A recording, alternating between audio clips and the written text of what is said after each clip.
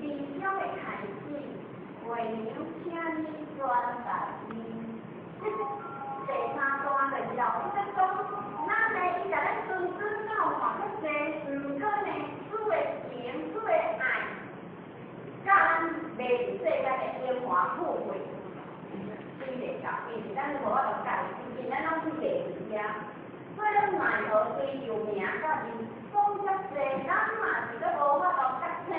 嘛是咧追求伫外在个形象，追求着名甲利啦。伊来讲哦，奈何追求名利无用，因为这无救性，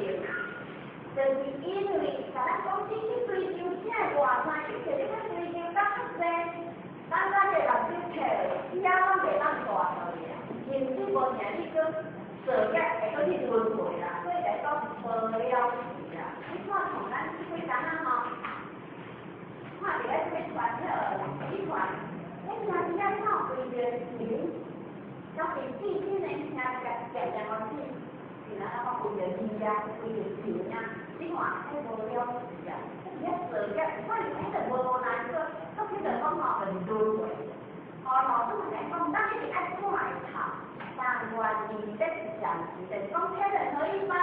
伊甲咱讲了，是希望讲啦，咱教老师这是暂时的，意思讲叫咱来继续修班，为修学习，开始去五年，我去度化，以为兄弟姊妹，逐个会当共同的以后回到咱的国家中，所以来讲，但我是这是啊，是啊，毋是理想的开始。